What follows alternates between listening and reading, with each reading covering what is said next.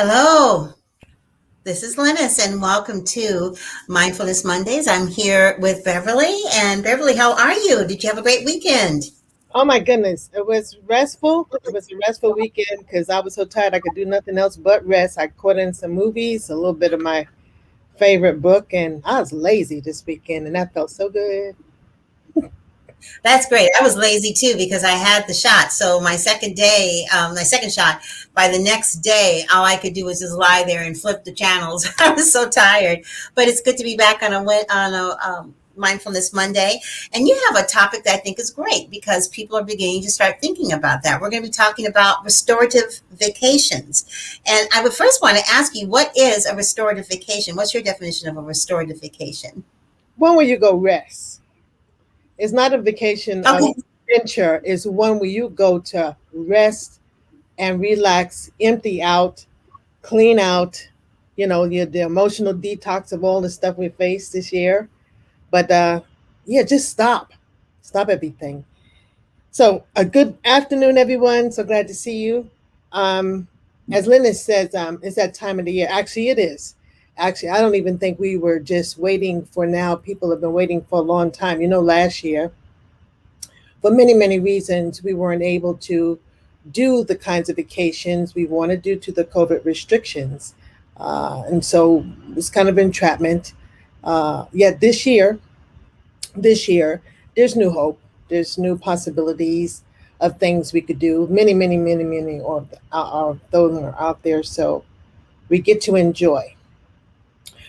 There are times, though, we all need those vacations filled with adventures and excitements and visitations to special sites, things we want to see, schedule appointments for tours and stuff, lots of planned activities, etc., etc. I wish you nothing but joy with those things. But what I'm talking about today, and to whom I'm talking to today, is a complete opposite.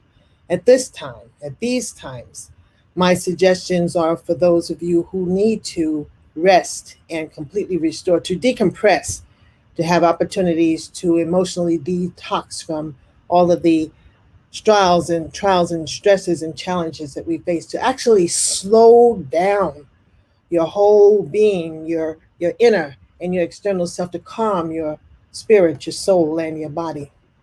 And let me say this too, by the way, to my parents everywhere, before you say the words, because you say it, I hear it all the time, but I have children. I can't rest. I want you to put aside that but and listen carefully. There are ways for you too to restore, even with having children. I don't care what their age is, but let's just think outside the box. Let's just expand our thinking about that and hear what suggestions are given to me. This is directed to everyone. Everyone. We all look forward to vacation time, break time, but I'm also want to emphasize that this is especially also for our colleagues in the human services, those frontline workers who work in toxically stressful environments or exposed daily to toxically stressful events and interventions with people who are struggling with traumatic stress experiences. Uh, those roles that you expose you to that, I want you to pay particular attention to this. This has been a year, and my dear friend, my best friend Ray said this to me.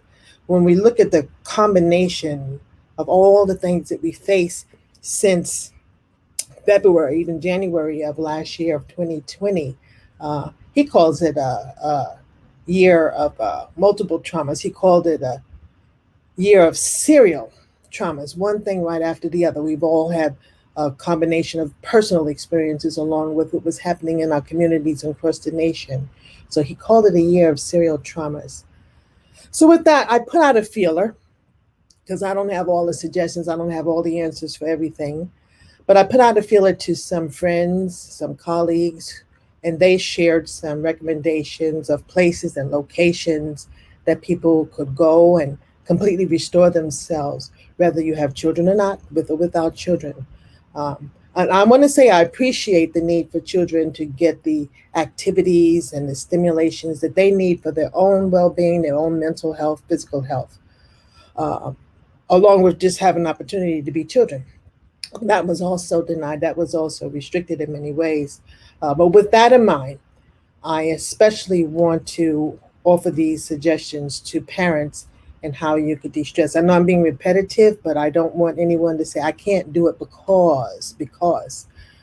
So, from my friends, from my colleagues, here's some of the following. A favorite place for parents and also non-parents is camping. My friend Megan shared this with me.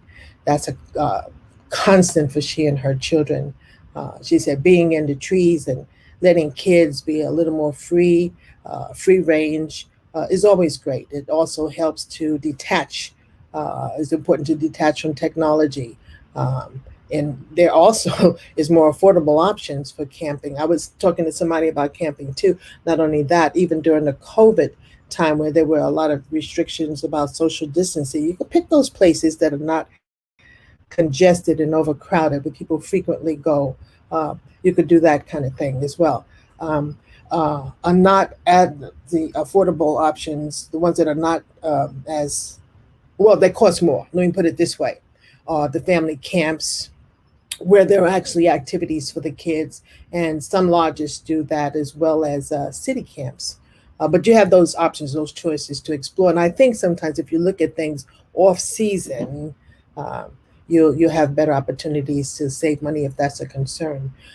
Many of us, myself included, like hot springs. I love the atmosphere. I love the pampering at places like that.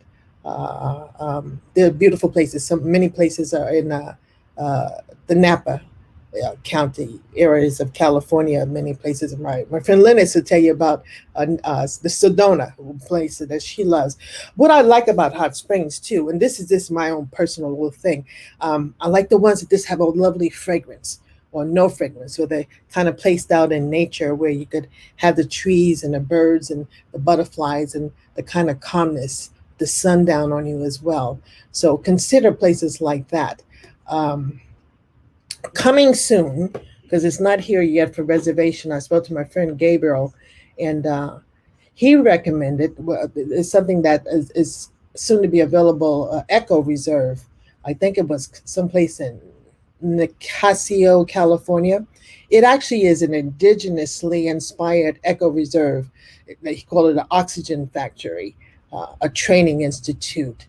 Uh, um, that's a possibility for you too. It's a description said that it is head-shakingly beautiful, and that atmosphere is so peaceful and so restorative. There was a website to it that you may want to touch base and get a better description of it, and watch for when it's going to be available to you. And I think I know that website was restorative practices dot school.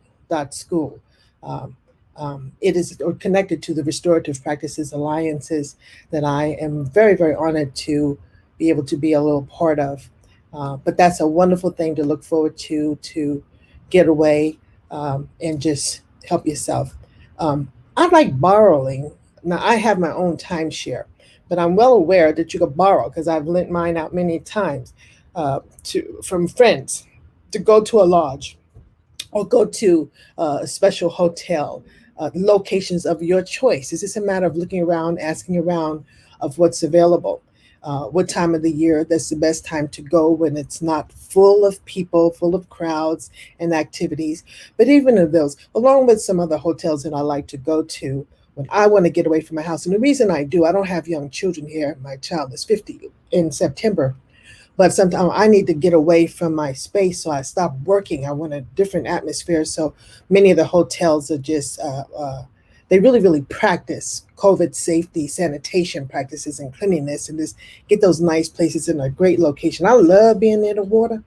I love being near the water. That's my things. Some people like open fields and mountainous areas and different kinds of hiking trails and stuff, whatever you like. But you could, excuse me, find those kind of places to go.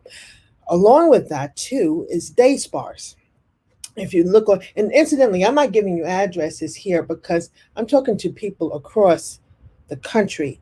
And it's a matter of sometimes just getting on Google and typing in what you're looking for, what you think you're looking for, and look at a list of possibilities and descriptions, and always get the comments from the customers who've gone there before. But I like the day spas where you just go and be pampered and nurtured and and massaged and kneaded. And again, those places, the fragrance is so nice, the music is so soothing. But this is one of the things that I do, though.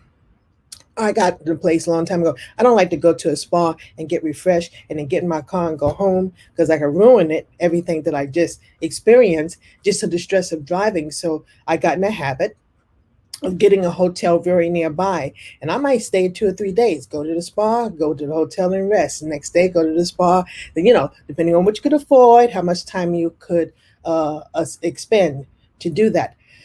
I went to this year an incredible place I was looking for. I didn't even know I was looking for this place, but I wanted a place to rest. I wanted a place that was secluded. I wanted a place without technology, without televisions. I wanted a place that was quiet. I didn't want a lot of people around. And I went up to the mountains, up above Napa, to a place called Shambhala. It is actually a monastery. They got a couple of nuns, they got some monks, wonderful people, gentle people, real down to earth people that were just so caregiving and nurturing and pampering. And oh my God, they cook like a 4-star restaurant for you. But the place, the whole atmosphere, there was a softness in the background always of mantras, little meditative sounds and tones and vibrations and music sounds, kinds of healing technologies that they expose you to. I went up because I needed to be in a hyperbaric machine for my heart condition, which was healing. But the whole experience for me was so peaceful, so full of serenity, and it was powerfully, powerfully healing. You may want to consider that. Years ago, and this was recommended to me again to remind me, there was a lavender farm. And as far as you could see in either direction, was this, uh, I want to say, manicured carvings of lavender as far as you could see. But it was a labyrinth that you could walk through the lavender fields, just walk in quiet meditation. That is a beautiful practice to walk, have a walking meditation. On many of my classes in the past, when I was recommending other things, somebody would tell me about the walking meditation.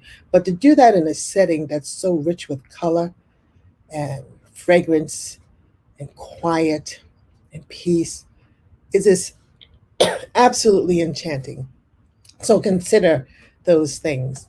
Uh, Pick places also where your children can play safely, uh, but you don't have to wear yourself out. They can play safety within your eyesight while you sit comfortably and you relax. Mind you, guard you against those places where there's long lines to get on a ride. I remember years ago, my granddaughter, who's like 23 now, I took her to some amusement park for her. Now, see, that's a different kind of vacation setting with her because I kind of mentally thought I was prepared to be tired. I had no idea how that child would wear me out standing on a line waiting for her to be on a ride. As opposed to that, I learned that sometimes you just take her to a pool, again at a nice hotel that had a nice eating place, and I could sit there on the side of that pool and relax when she just wear herself out up and down that pool. I used to take my kids to a lake, and I would go to the lake, not like people go to beach time. I go to the lake around about 3 or 4 o'clock when most people have left. And then I don't have to worry about no crowds. And the tide is going out a little bit so my children could just splash themselves crazy up to their knees. And I didn't have to worry. I could just lay there or sit in my little chair and just relax while they tired themselves out having great fun. Great fun. Those are the kind of things. So I don't have a lot, but that was just some recommendations, like I said, from my friends and my colleagues who regarded the experiences of how to restore and relax while you have children or whether you didn't have children. But I would like the rest of you who might be a part of this or on this to see this at a later date to send in suggestions and recommendations, and Linus will make sure that that gets out to the larger group. It's an interesting thing about people under stress, and I've been like that from time to time. When you need something while under stress, it's hard to even figure out what to do. It's kind of like a little mental block what to do. So to get ideas from people is a wonderful thing. But anyway, share with one another how to relax, how to restore, how to detox, how to calm. Let me say again, your soul, your spirit, and your body, your mind completely. You can do it, and you deserve it. So that's it for today. And thank you so much for being with us.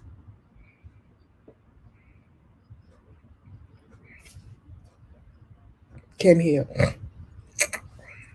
Can't hear. Now you can hear me. Thank you so Mhm. much, Beverly, for those wonderful suggestions. For those of you who just tuned in, kind of back things up a little bit and listen, because there's some very good tips of things you can do for vacations that are restful and restorative to your mind, body, and spirit. And also some suggestions of what you can do if you have children and they have to go out. So make sure you're out taking notes. And if, as she said, any of you have any suggestions or places that you've gone with your families or by yourself and you want to share that, please put it in the comments. We would really like to hear that. Or you can DM me directly. We also want to know what other kinds of topics you would like to hear about as we forward. So please DM me and let me know what kind of topics that you would like to talk about when it comes to compassion fatigue and being in a service type industry where caring for those who cannot care for themselves. It's so important that your voice be heard, and we really want to be able to design what we do to fit your needs and your need to know, your need for information. So please share that information with me. And Beverly, thank you so much for being on today and sharing that great Thank information. you. I've got some ideas. Echo Reserve, huh? I like that idea. I've heard of It's Echo Reserves coming before, but I've soon, never so been to watch one. for that. I'm going to be one of the first people to sign up for it this year when it's open. I think a delay in the opening has to do with the COVID restrictions and distancing, but it's, oh my God, it sounds Okay. magnificent. Yeah. So, folks, remember my That sounds slogan magnificent. each week: stay safe and stay well and be vigilant. And God bless. And see you again next Monday. Bye bye. God bless. And oh, you had someone that just came on. I wanted to show you her comment, and I agree with her because I used to go take the kids to Bodega Bay all the time, and she was just saying that I don't know, is this not showing? She was just saying that she takes her family to Bodega Bay, and they Okay, were just there last month, and this great. going to Pacific Groves. They're getting Well, thank some you, break time. Joyce. Those are beautiful places. Beautiful Joyce, if you places. get a Thank you, Joyce, for chance, sharing. Joyce, if you get a chance, put on something in the chat again about what kind of things you get to do at Bodega Bay so people know. Yeah. Thank you for that. That would be wonderful. Thanks again, Beverly, for everything. And thank you to all of you for tuning in this week for more information to be well in your mind, body, and spirit, and avoid some of the symptoms of compassion fatigue. Until next time, we'll see you again real soon. Bye bye. Bye bye.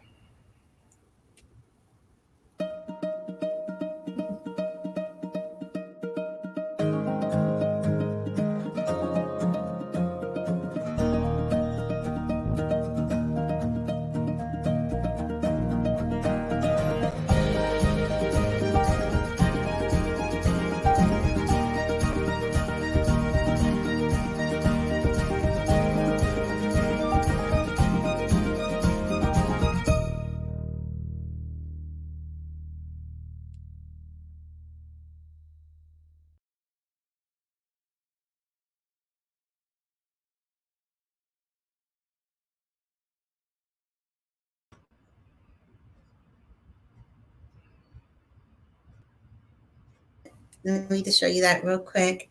I think It's altogether we had. it's still live. Uh, oh, is it? Oh, shit. Mhm. Okay, I thought in broadcast it didn't end. Hmm.